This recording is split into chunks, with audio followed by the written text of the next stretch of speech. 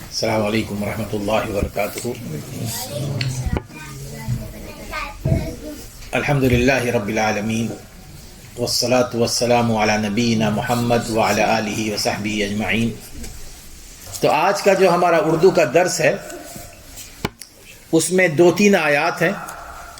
سب سے پہلے میں اس آیت سے اس کا آغاز کرتا ہوں۔ اللہ سبحانہ وتعالیٰ سبحانہ وتعالیٰ فرماتے ہیں کہ ان الذین آمنوا والذین ہادوا والنصارى والصابئین من آمن باللہ والیوم الآخر وعمل صالحا فلہم اجرہم عند ربہم ولا خوف علیہم ولا هم یحزنون۔ ان الذین آمنوا، وہ لوگ جو مسلمان ہیں، والذین ہادوا، اور جو یہودی ہیں، والنصارى، اور جو عیسائی ہیں، والصابئین، اور جو صابئین ہیں، ان میں سے جس نے بھی اللہ پر ایمان لایا اور یوم آخرت پر اس کا ایمان ہے اور جو نیک عمل کرے گا، فلہم اجرہم عند ربہم، اللہ تعالیٰ کے پاس ان کے لیے اجر ہے، ولا خوف علیہم ولا هم یحزنون، ان کے لیے نہ کوئی خوف ہوگا اور نہ ہی کوئی غم ہوگا۔ یہ ایک چھوٹی سی آیت ہے جو ترتیب کے ساتھ آ رہی ہے۔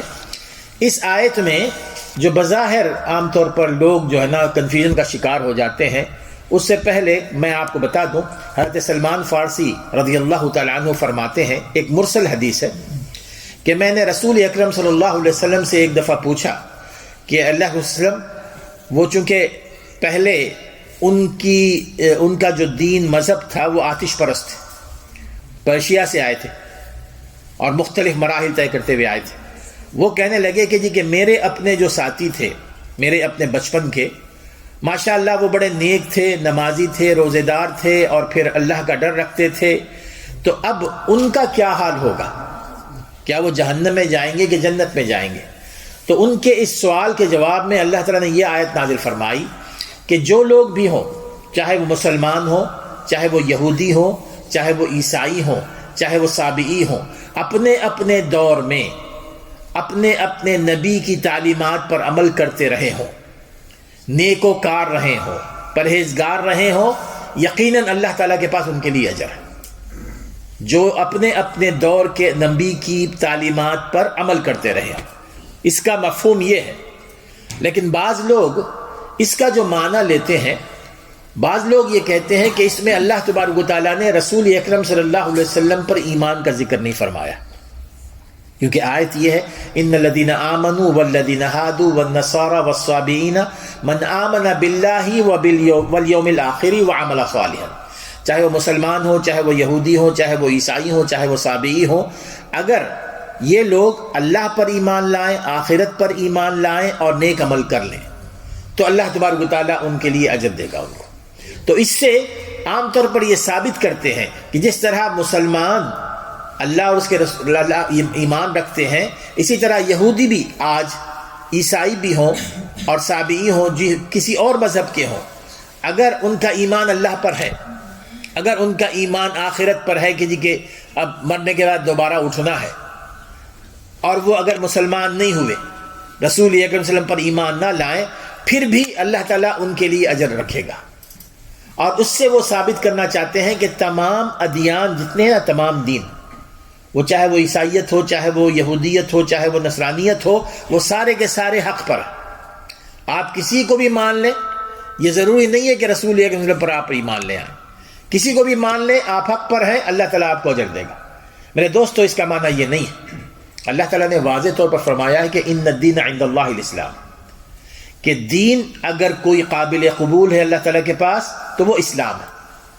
اللہ تعالیٰ کے پاس اسلام کے علاوہ کوئی دین قابل قبول نہیں ہے۔ اور پھر ایک جگہ اللہ تبارک و تعالیٰ بیان فرماتے ہیں کہ وَمَن يَبْتَغِ غَيْرَ الْإِسْلَامِ دِينًا فَلَن يُقْبَلَ مِنْهُ، جو شخص بھی اسلام کے علاوہ کسی اور دین کو فالو کرے گا، اس کے عمل کو قبول نہیں کیا جائے گا، اس کا نیک عمل قبول نہیں کیا جائے گا۔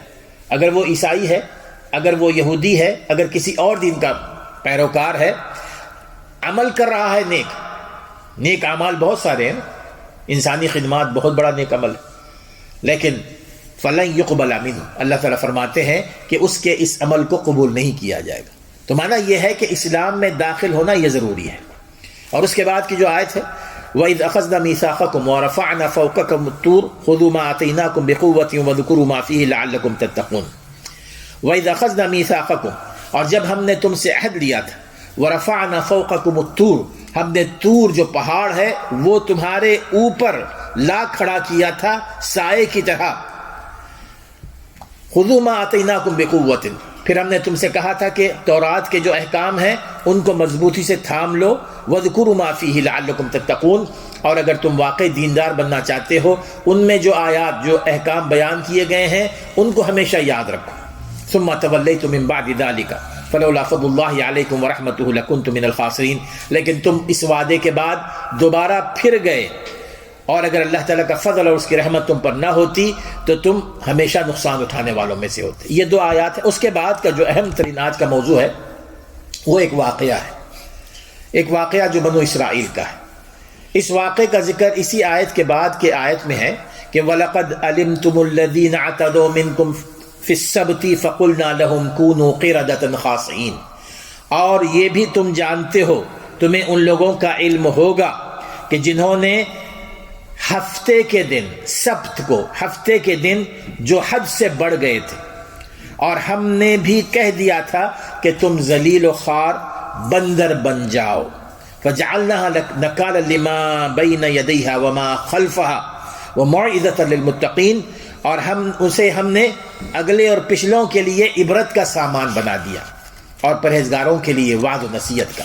یہ تو ایک آیت ہے اس میں، لیکن اس میں جو واقعہ تفصیلی آتا ہے وہ سورۃ الاعراف میں آتا ہے۔ سورۃ الاعراف میں اللہ تعالیٰ نے، یقیناً آپ لوگوں کو اس کا علم ہوگا، 163 سے 165 آیت ہے، اس میں اللہ تعالیٰ نے تفصیل سے واقعہ بیان کیا ہے۔ وہ کیا ہے؟ ہفتے کے دن کا واقعہ، یہودیوں کے حوالے سے، بنو اسرائیل کا۔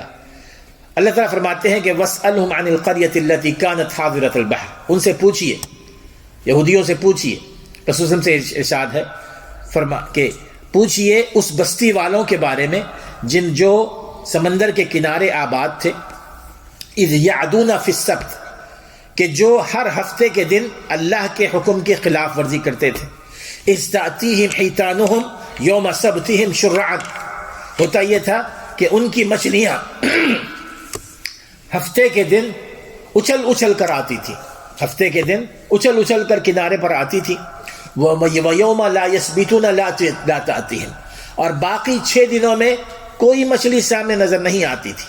كَذَلِكَ نَبْلُوهُمْ بِمَا كَانُوا يَفْسُقُونَ، چونکہ وہ گناہ گار تھے، وہ گناہ کرتے تھے، اس لیے ہم نے ان کو آزمائش میں ڈالا۔ وَإِذْ قَالَتْ أُمَّةٌ مِّنْهُمْ لِمَ تَعِظُونَ قَوْمًا اللَّهُ مُهْلِكُهُمْ أَوْ مُعَذِّبُهُمْ عَذَابًا شَدِيدًا، تو ان میں سے کچھ لوگوں نے کہا، ان لوگوں کو جو ان کو منع کر رہے تھے کہ کیوں تم خواہ مخواہ ان کو منع کر رہے ہو، اللہ تعالیٰ تو ان کو ہلاک کرنے والا ہے، عذاب دینے والا ہے۔ قالوا معذرة الى ربكم ولعلهم يتقون، ہم یہ چاہتے ہیں کہ اللہ تعالیٰ کے سامنے اپنی معذرت پیش کریں، اور ہم یہ چاہتے ہیں کہ وہ نیکوکار بن جائے۔ فلما نسوا ما ذکروا به انجینا الذین ینہون عن السوء، اور جب انہوں نے ہماری نصیحت کو بھلا دیا تو ہم نے ان لوگوں میں سے ان کو عذاب سے بچا لیا جو لوگوں کو برائی سے روکتے تھے۔ وَأَخَذْنَا الَّذِينَ ظَلَمُوا بِعَذَابٍ بَئِيسٍ، اور ہم نے ان کو عذاب میں پکڑ لیا جنہوں نے ظلم کیا تھا، سخت عذاب میں، بِمَا كَانُوا يَفْسُقُونَ، جو وہ برائیاں کر رہے تھے۔ فَلَمَّا عَتَوْا عَمَّا نُهُوا عَنْهُ قُلْنَا لَهُمْ كُونُوا قِرَدَةً خَاسِئِينَ، اور جب جن چیزوں سے ان کو منع کیا گیا تھا اس میں وہ نافرمانی کرنے لگے تو ہم نے کہا کہ ہو جاؤ بندر ذلیل و خوار۔ یہ ہے وہ آیت۔ آپ نے واقعہ تو سمجھ لیا ہوگا۔ واقعہ کیا ہے کہ بنو اسرائیل کی ایک بستی تھی جو سمندر کے کنارے آباد تھی، اور وہ مچھلیاں پکڑنے والے تھے، مچھیرے تھے، اور چونکہ کئی ایک گناہوں میں وہ شامل تھے تو اللہ تبارک و تعالیٰ نے ان کو آزمایا۔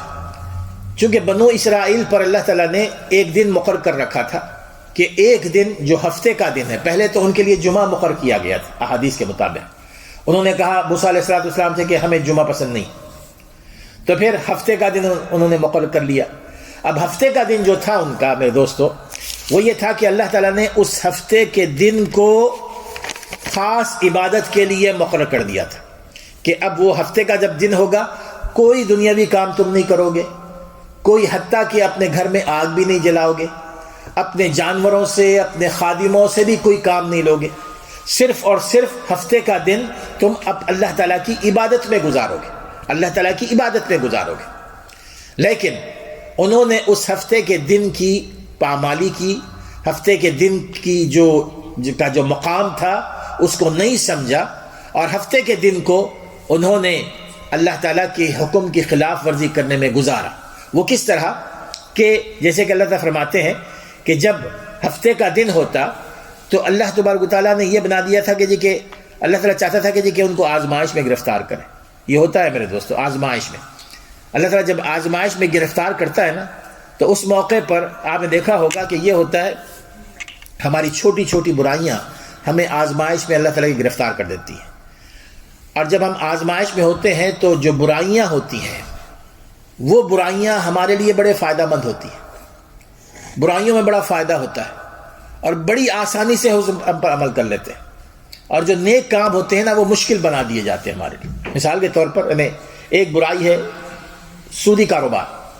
سودی کاروبار، اب اگر ایک شخص اپنے آپ کو سودی کاروبار میں ملوث کرے، اس کے لیے تو بڑی ماشاءاللہ منافع ہی منافع ہے، آمدنی ہے، آسان ہو جاتا ہے اس کے لیے۔ اور اگر کوئی مسلمان یہ چاہے کہ سودی کاروبار سے اپنے آپ کو بچا کر کاروبار کرے تو اس کے لیے مشکل سے مشکل ہو جاتی۔ اب وہ شخص جو سودی کاروبار میں ملوث ہے، اگر وہ یہ سمجھے کہ میں تو ماشاءاللہ اللہ تعالیٰ کی نعمتوں سے سرفراز ہوں، وہ بات نہیں ہے۔ فَلَمَّا نَسُوا مَا ذُكِّرُوا بِهِ فَتَحْنَا عَلَيْهِمْ أَبْوَابَ كُلِّ شَيْءٍ۔ اللہ تعالیٰ فرماتے ہیں کہ اگر وہ ہماری نصیحتوں سے منہ موڑتے ہیں، اللہ تعالیٰ فرماتے ہیں کہ فَتَحْنَا عَلَيْهِمْ أَبْوَابَ كُلِّ شَيْءٍ، ہر چیز کے دروازے ان پر ہم کھول دیتے ہیں، دنیاوی چیزوں کے دروازے ہم ان پر کھول دیتے ہیں، آسان کر دیتے ہیں۔ حَتَّى إِذَا فَرِحُوا بِمَا أُوتُوا، اور جب جو کچھ ہم نے ان کو دیا ہے اس پر وہ خوشی سے پھولے نہیں سما رہے ہوں گے، أَخَذْنَاهُمْ بَغْتَةً، اچانک ہم ان کو پکڑ لیتے ہیں، أَخَذْنَاهُمْ بَغْتَةً فَإِذَا هُمْ مُبْلِسُونَ، اور پھر اس کے بعد وہ مایوس ہو جاتے ہیں۔ یہ بنو اسرائیل کا بھی معاملہ تھا۔ ہفتے کا دن اللہ تعالیٰ نے رکھا تھا عبادت کے لیے، لیکن اللہ تعالیٰ نے ان کی آزمائش کے لیے یہ کیا تھا کہ ہفتے کے دن مچھلیاں کنارے آ کر اچھلتی تھیں اور وہ مچھلیاں پکڑ نہیں پاتے تھے، باقی دنوں میں مچھلیاں آتی نہیں تھیں۔ وہ پریشان ہو گئے تو انہوں نے کیا کیا؟ انہوں نے ایک ہیلا استعمال کیا۔ ہیلا سمجھتے ہیں نا آپ؟ ہیلا استعمال کیا، وہ یہ کہ سمندر کے کنارے انہوں نے گڑھے کھود دیے اور اس میں مچھلیوں کے جال بچھا دیا کرتے جمعے کی رات میں۔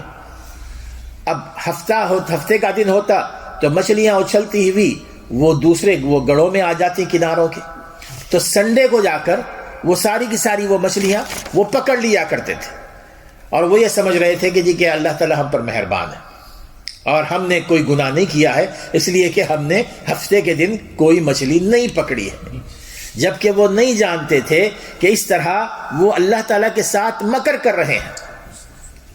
اللہ تعالیٰ کے ساتھ وہ مکر کر رہے ہیں، اللہ تعالیٰ کے ساتھ انہوں نے حیلہ بہانا شروع کر دیا ہے۔ اور میرے دوستو، اللہ تبارک و تعالیٰ کو تو باقی دوسرے گناہ شاید ہو سکتا ہے اللہ تعالیٰ معاف کر دے، اگر کوئی شخص اللہ تعالیٰ کے ساتھ مکر کرنے لگے گا نا، اللہ تعالیٰ اس کو معاف نہیں کرتا، اللہ تعالیٰ کے ساتھ مکر کرنے لگا۔ اب آپ دیکھیں ان کو اللہ تعالیٰ نے اتنی سزا دی، فرمایا کہ کونوا قردۃ خاسئین، تم کو اب تمہارے چہروں کو مسخ کر دیا جائے گا، تم بندر بنا دیے جاؤ، تم بندر ہو جاؤ، ذلیل و خوار بندر۔ اور یہ حقیقت ہے، یہ واقعہ ہے، قرآن کا واقعہ ہے نا، اس پر ہمیں کوئی شک نہیں کرنا چاہیے، ذہن میں رکھیے قرآن کا واقعہ ہے، 100% ہمارا کامل یقین ہونا چاہیے کہ اللہ تبارک و تعالیٰ نے ان کو ان کی شکلوں کو بندر بنا دیا تھا۔ اب آپ دیکھیں گناہ کیا تھا ان کا، انہوں نے کوئی کسی کو قتل نہیں کیا تھا، کوئی شراب نوشی نہیں کی تھی یا زناکاری نہیں کی تھی، صرف کیا کیا تھا؟ صرف یہ کیا تھا کہ انہوں نے ہیلا استعمال کر کے اللہ تعالیٰ کی اس چیز کو جس کو اللہ تعالیٰ نے حرام قرار دیا تھا اپنے لیے حلال کر لیا، ہیلا استعمال کر کے وہ چیز جس کو اللہ تعالیٰ نے حرام قرار دیا تھا اپنے لیے حلال کر لیا۔ دوسرے الفاظ میں آپ یہ کہہ سکتے ہیں کہ اپنی طرف سے اللہ تبارک و تعالیٰ کی شریعت میں انہوں نے تبدیلی کر دی۔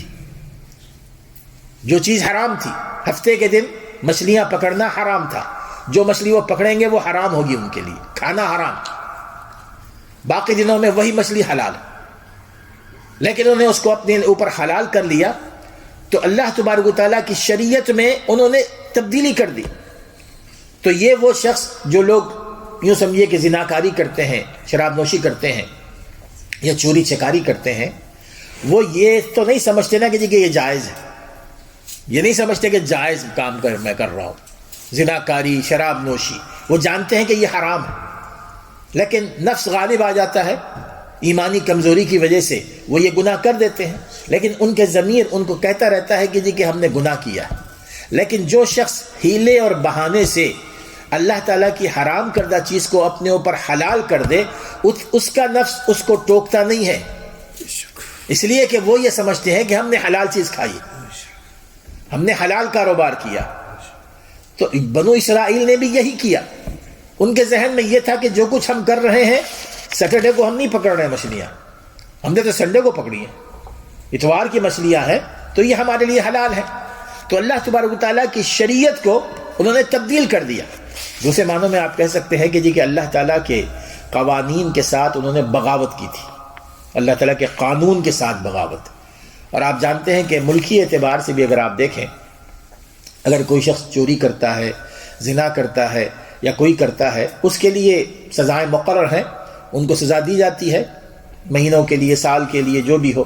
لیکن اگر کوئی شخص ملکی قوانین سے بغاوت کرتا ہے، کوئی بغاوت کرتا ہے، تو اس کی سزا تو سزائے موت ہی ہوتی ہے تقریباً ہر ملک میں۔ کیوں؟ اس لیے کہ اس نے ملک کے قانون کے ساتھ بغاوت کی، ملک کے ساتھ بغاوت کی۔ یہی وجہ ہے کہ یہ قصہ، یہ واقعہ جو ہمیں بیان کیا جا رہا ہے، مقصد کیا ہے؟ مقصد یہ ہے کہ یہ جو ہیلا بہانہ ہے نا، کسی بات، کسی حرام چیز کو اگر اب ہیلے کے ذریعے اپنے اوپر حلال کر لیں گے، تو جس طرح بنو اسرائیل کے ساتھ ہوا تھا نا، اسی طرح مسلم امہ کے ساتھ بھی ہو سکتا ہے۔ رسول اکرم صلی اللہ علیہ وسلم نے اس صحیح حدیث میں آپ نے فرمایا کہ جی کہ لا ترتکبوا مرتکبت یہود، کہ تم وہ کام نہ کرو جو بنو اسرائیل نے کیا۔ اس موقع پر آپ نے فرمایا کہ انہوں نے کیا کیا کہ فتستحلوا محارم اللہ بأدنى الحیل، انہوں نے ہیلا بہانہ کر کے اللہ تعالیٰ کی حرام کردہ چیز کو اپنے اوپر حلال کر لیا تھا، تو تم نے ہیلے بہانے سے کوئی کام نہیں کرنا۔ اب آپ دیکھیے ایک اور حدیث میں حضور فرماتے ہیں کہ اگر ہم یہ سمجھتے ہیں کہ جی کہ چونکہ بنو اسرائیل پر انہوں نے اللہ تعالیٰ کی حرام کردہ چیز کو حلال کر لیا، اللہ تعالیٰ نے ان کے چہروں کو مس کر دیا تھا، ان کو یہ سزا دی تھی، ہم تو اسے بچے ہوئے ہیں۔ نہیں، صحیح حدیث میں رسول ایک فرماتے ہیں کہ قیامت سے پہلے میری امت کے وہ لوگ، کچھ لوگ ہوں گے کہ قیامت سے پہلے انہاں کا مسخ و قذف، آپ نے فرمایا کہ ایسے حادثات ہوں گے جس میں لوگوں کے چہرے بگاڑ دیے جائیں گے، لوگوں کے چہرے بگاڑ دیے جائیں گے اور زمین میں دھسا دیے جائیں گے لوگ۔ تو صحابہ نے پوچھا کہ وہ کون لوگ ہوں گے؟ تو آپ نے فرمایا کہ یہ وہ لوگ ہوں گے کہ جن کے ہاں میوزک کے جو آلات ہوتے ہیں نا، وہ عام ہو جائیں گے، اور میوزک کے آلات کو ہیلے بہانے سے وہ اپنے اوپر جائز کر لیں گے، اور شراب وہ پئیں گے اور شراب کا کوئی اور نام دے دیں گے، شراب کو اپنے لیے جائز کر لیں گے، اور ان میں ضرور مسخ بھی ہوگا، خذف بھی ہوگا۔ اور فرمایا کہ جی کہ وہ زمین میں بھی دھسا دیے جائیں گے اور پھر ان کے چہرے بھی بگاڑ دیے جائیں گے۔ اس میں شارحین حدیث نے لکھا ہے کہ چہرے سے بگاڑنے کا معنی یہ ہے کہ اللہ تبارک و تعالیٰ معنوی طور پر ان کے چہروں کو بگاڑ دے گا، معنوی طور پر چہروں کو بگاڑ دے گا۔ تو میرے دوستو، اللہ تبارک و تعالیٰ تو سب کے ساتھ ایک جیسا سلوک کرتا ہے نا۔ اگر بنو اسرائیل نے کسی ایسے گناہ کا ارتکاب کیا کہ جس کی وجہ سے اللہ تعالیٰ ان کو چہروں کو مس کر کے ان کو بندر بنا دیا، تو اگر وہی گناہ ہم کرتے ہوں تو ہمیں کیا خصوصیت حاصل ہے کہ اللہ تعالیٰ ہمیں وہ گناہ سے، سزا سے بچا لے؟ اگر ان کو وہ سزا ملتی ہے تو ہر امت کو وہ سزا ملے گی، ہر قوم کو وہ سزا ملے گی۔ لیکن افسوس کی بات یہ ہے، آپ دیکھیں گے کہ اس واقعے سے ہمیں جو سبق ملتے ہیں میرے دوستو، وہ یہ کہ ہمارے پاس بھی ایسے کئی ہیلے بہانے ہیں، ہم بھی ہیلے بہانے کرتے ہیں۔ لیکن ہم نے یہ نہیں سوچا کہ ہم بھی ہیلے بہانے کرنے والوں میں، ہم نے وہ یہودیوں کا جو انجام ہوا اس کو ہم نے سامنے نہیں رکھا۔ اس کے علاوہ اس سے پہلے میں بتا دوں کہ مثال کے طور پر اب یہاں پر سبت کا ذکر آیا ہے نا، جو اس واقعے سے جو سبق ہم کو حاصل ہوتے ہیں ان میں سے پہلا سبق یہ ہے کہ اللہ تبارک و تعالیٰ نے یہودیوں کے لیے، بنو اسرائیل کے لیے ہفتے کا دن عبادت کا دن مقرر کیا تھا، عبادت کا دن، کہ اس میں وہ کوئی کسی بھی قسم کا دنیاوی کام نہیں کریں گے۔ اللہ تعالیٰ نے ہمارے لیے بھی ایک دن مقرر کیا ہے، اور وہ ہے جمعے کا دن۔ اور یہ اللہ تعالیٰ کا ہم پر کرم ہے کہ اللہ تبارک و تعالیٰ نے جس قدر ان پر پابندیاں لگائی تھیں ہفتے کے دن، ہم پر وہ پابندیاں نہیں لگائی گئیں۔ ان پر پابندیاں لگائی گئی تھیں کہ صبح سے شام تک کوئی کاروبار نہیں کرو گے، چولہا تک نہیں جلاؤ گے، خادموں سے کوئی کام نہیں لو گے، صرف سارے کا سارا دن عبادت میں گزارو گے۔ اور ہمارے اوپر کیا پابندی ہے؟ ہمارے اوپر پابندی اگر آپ دیکھیں گے تو صرف 1 گھنٹے کی پابندی، صرف 1 گھنٹے کی۔ اور وہ کیا ہے؟ جمعہ کی وہ اذان جس کے بعد امام اپنا خطبہ شروع کرتے ہیں، اس وقت سے لے کر نماز کے اختتام تک کا جو حصہ ہے، جو وقت ہے، وہ اس وقت کو اللہ تبارک نے فرمایا کہ دنیاوی کاموں سے اپنے آپ کو دور رکھو، صرف اس وقت میں، اس وقت میں۔ جیسے کہ اللہ تعالیٰ فرماتے ہیں کہ یا ایھا الذین آمنوا، سورۃ الجمعہ کی، اذا نودی للصلاۃ من یوم الجمعہ فاسعوا الی ذکر اللہ وذروا البیع، اے مسلمانوں، جب اذان کہہ دی جائے نماز کے لیے جمعہ کے دن، فاسعوا الی ذکر اللہ، تو اللہ کے ذکر کی طرف، اللہ کی عبادت کی طرف دوڑ پڑو، وذروا البیع، اور کاروبار سب چھوڑ دو، ذالکم خیر لکم ان کنتم تعلمون، یہ تمہارے حق میں بہتر ہے اگر تم واقعی جانتے ہو۔ اس میں میرے دوستو اللہ تبارک و تعالیٰ نے یہ فرمایا کہ وہ اذان جس کے بعد خطبہ شروع ہوتا ہے، تم نے اس خطبے میں شامل ہونا ہے، اس خطبے میں شامل ہونا ہے، اس لیے کہ خطبے سے پہلے جو اذان ہوتی ہے، اور پھر نماز کے اختتام تک تم نے اپنے سارے کاروبار، اپنے ساری دنیاوی مشاغل کو ترک کر دینا ہے، کیونکہ وہ جو وقت ہے اس میں جو کاروبار تم کرو گے وہ سارے کا سارا اسی طرح حرام ہے جس طرح ہفتے کے دن یہودیوں کے لیے مچھلی پکڑنا حرام تھا، اسی طرح حرام ہے۔ ذالکم خیر لکم ان کنتم تعلمون۔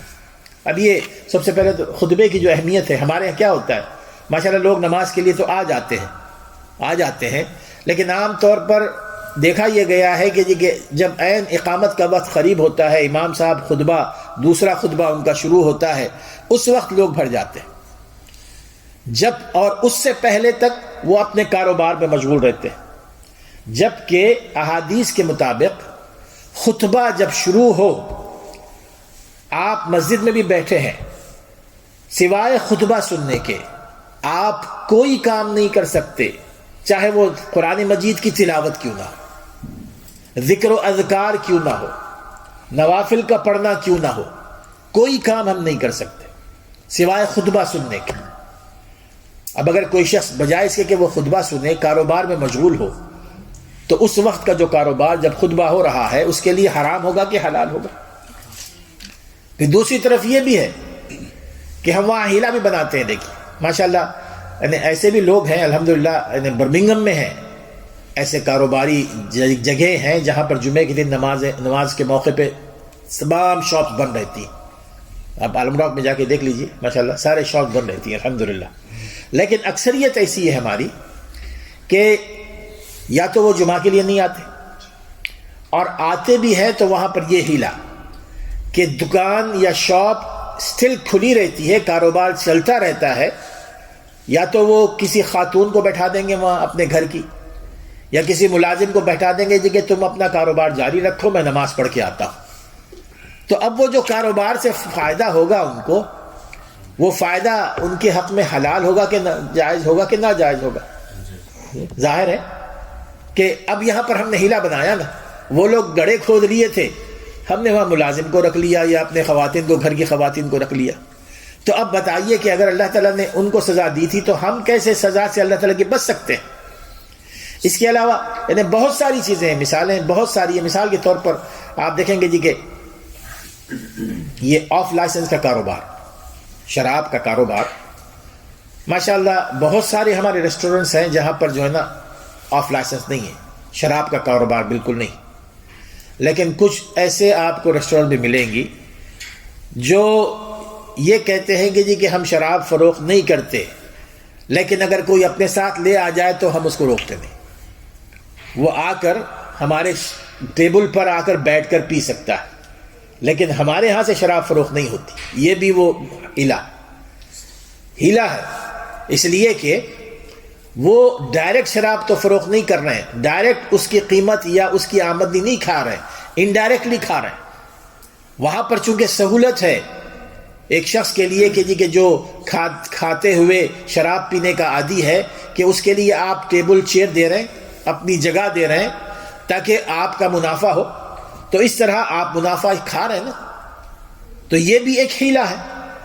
اسی طرح بہت سارے ایسے ہیلے ہیں میرے دوستو جن کی وجہ سے اللہ تبارک و تعالیٰ نے ان لوگوں کو جو لوگ بنو اسرائیل کے تھے سزا دی ہے، اور ہم سمجھتے ہیں کہ جی کہ ہم سزا سے بچ جائیں گے. اب آپ دیکھ لیجیے کہ جمعہ کے دن اللہ تعالیٰ نے ہم پر اتنی مہربانی فرمائی. جمعہ کی نماز جو ہی آپ پڑھ لیں، آپ سے یہ نہیں کہا گیا کہ جی کہ جمعہ کی نماز کے بعد بھی آپ نے شاپ بند رکھنی ہے، کاروبار بند رکھ دیں. فَإِذَا قُضِيَتِ الصَّلَاةُ فَانتَشِرُوا فِي الْأَرْضِ وَابْتَغُوا مِنْ فَضْلِ اللَّهِ. جو ہی نماز ختم ہو جائے نا، مسجد میں نہ بیٹھے، مسجد میں نہ بیٹھے، بلکہ عمر بن خطاب نے مسجد میں بیٹھنے سے منع کیا ہے. نوجوان کچھ بیٹھے ہوئے تھے مسجد میں نماز کے بعد، کہنے لگے جی کہ کیا کر رہے ہو یہاں بیٹھ کے، تم جاؤ دنیا میں کاروبار کرو، حلال چیزیں کھاؤ. فَإِذَا قُضِيَتِ الصَّلَاةُ فَانتَشِرُوا. جو ہی نماز ختم ہو جائے زمین میں پھیل جاؤ. فَانتَشِرُوا، اور پھر فِي الْأَرْضِ وَابْتَغُوا مِنْ فَضْلِ اللَّهِ، اللہ تعالیٰ کا رزق تلاش کرو. یعنی اتنی اللہ تعالیٰ نے ہمیں سہولت دے رکھی ہے، لیکن ہم 1 گھنٹے کا صبر نہیں کر سکتے، 1 گھنٹے کا صبر نہیں کر سکتے. اسی طرح آپ دیکھ لیں گے کہ زکوٰۃ کا معاملہ ہے، حلالے کا معاملہ ہے، یہ سارے ہیلے ہیں. موقع نہیں ہے کہ اس کو میں بیان کروں.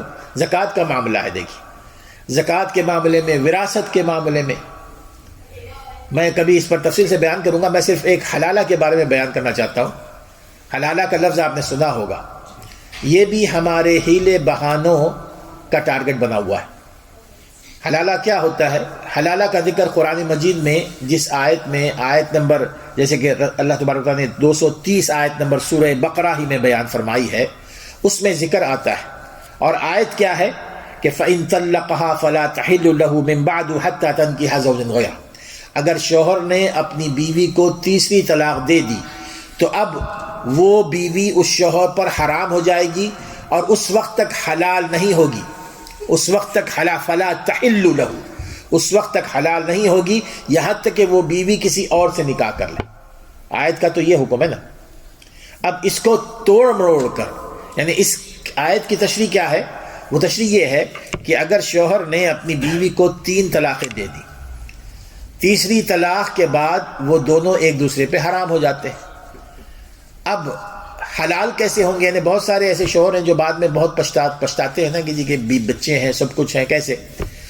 تو اللہ تعالیٰ نے فرمایا کہ اگر اس تیسری طلاق کے بعد اگر وہ عورت کسی اور کے ساتھ نکاح کرتی ہے زندگی گزارنے کے لیے نکاح کرتی ہے، اور اتفاق سے اس شوہر کا بھی انتقال ہو جاتا ہے یا اس شوہر نے بھی اس کو طلاق دے دی، تو پھر وہ عورت اپنے پہلے شوہر سے نکاح کر سکتی ہے، اپنے پہلے شوہر سے نکاح کر سکتی ہے. لیکن ہم نے کیا کیا؟ اس کا حلیہ یوں بگاڑا کہ اگر کوئی شوہر 3 طلاقیں ایک ساتھ دے دیتا ہے، اور وہ جو اہل علم ہیں، اہل الرائے ہیں، جن کے ہاں 3 طلاقیں ایک ساتھ 3 طلاقیں نافذ ہو جاتی ہیں، 3 طلاقیں ایک ساتھ 3 طلاقیں ہوتی ہیں. اور عام طور پر ہمارے ہاں لوگوں کو علم نہیں ہے نا، یعنی طلاق کے احکام کا، نکاح کے احکام کا علم نہیں ہے. اور اس کی وجہ سے میں آپ کو بتا رہا ہوں کہ کئی ایسے جوڑے ہیں، کئی ایسے کپلز ہیں جو حرام زندگی گزار رہے ہیں. ان کے لیے ضروری ہے کہ اگر وہ شادی شدہ ہے تو وہ طلاق کے احکام کو جانے، نکاح کے احکام کو جانے. بہرحال یہ دوسرا موضوع ہے. لیکن عام طور پر ہوتا یہ ہے کہ اگر شوہر اور بیوی میں آپس میں رنجش ہو جائے تو شوہر غصے میں آ کر 3 دفعہ ایک ساتھ کہہ دیتا ہے طلاق، اور پھر وہ 20 سالہ، 15 سالہ، 25 سالہ زندگی سب کی سب ختم ہو جاتی ہے 3 منٹ میں. اندازہ کیجیے، ان کے بچے ہیں، اچانک وہ ایک دوسرے پہ حرام کر دیے جاتے ہیں. اب وہ بیچارے روتے پیٹتے کسی عالم کے پاس جائیں تو وہ کیا کہتے ہیں؟ وہ یہی کہتے ہیں نا کہ جی کہ اب تم دونوں ایک ساتھ نہیں رہ سکتے اس لیے کہ تم دونوں ایک دوسرے پہ حرام ہیں، اور آپس میں رجوع بھی نہیں کر سکتے. کوئی راستہ مولوی صاحب بیچارے رو رہے، دھاڑے مار رہے، پچھتا رہے.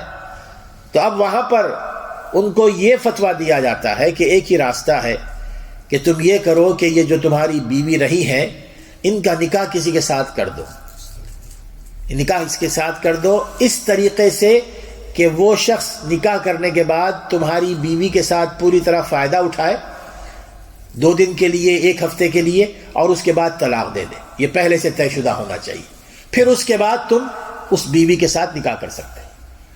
آپ بتائیے کہ اس سے بڑی فحاشی اور بے غیرتی کیا ہو سکتی ہے کہ ایک شوہر اپنی بیوی کو کسی اور کے حوالے کر رہا ہے تاکہ اپنے اوپر حلال کر لے. اور یہ واقعات ہو رہے ہیں ہماری کمیونٹی میں. ایسے کئی واقعات ہیں اور ایسے کئی لوگ ہیں جو نہ صرف فتویٰ دیتے ہیں بلکہ اپنی سروس بھی فراہم کرتے ہیں، چارج بھی کرتے ہیں. ایسے ہیں یہاں پر برمنگھم میں آپ کو بتا رہا ہوں. یہ اس سے بڑا ہیلا سازی اس سے بڑی کیا ہو سکتی ہے؟ اسی لیے رسول اکرم صلی اللہ علیہ وسلم نے ایسے لوگوں کے بارے میں فرمایا کہ اللہ تعالیٰ کی لعنت ہوتی ہے لوگوں پہ. لعن اللہ المحلل والمحلل له. اللہ تبارک و تعالیٰ لعنت فرماتے ہیں اس شخص پر جو حلالہ کرے، جو حلالہ کرتا ہے، اور اس شخص پر بھی لعنت ہے جو حلالہ کرواتا ہے. دونوں اللہ تعالیٰ کے نزدیک لعنت زدہ ہے. اب یہ ہے وہ حیلہ سازی جو ہمارے درمیان ہے موجود. آیت کے مفہوم کو توڑ مروڑ کر اپنی نفسانی خواہشات کو پورا کرنے کے لیے. اس میں جو سب سے بڑی غلطی ہم سے ہوتی ہے وہ حقیقت میں یہ ہوتی ہے کہ ہم قرآنی آیات کو صحیح طور پر سمجھنا نہیں چاہتے نا. اب جو آیت میں نے آپ کے سامنے تلاوت کی، آیت نمبر 230، اللہ تبارک و تعالیٰ کا منشا یہ ہرگز نہیں ہے. نہ رسول اکرم صلی اللہ علیہ وسلم نے اس کا مفہوم بتایا، نہ صحابہ نے اس کے مطابق عمل کیا.